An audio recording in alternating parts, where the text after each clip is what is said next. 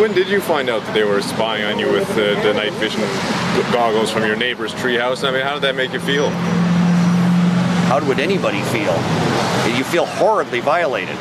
But the violation of knowing he'd been looking at me was one thing, but that paled compared to when I got the statement of disclosure and found out that he had made notes, that Mr. Ridley had been making notes on what my children were wearing and what my children were doing in my driveway, playing on my driveway. That gave us the creeps. The ones that actually have drove his evidence into extinction was Section 8.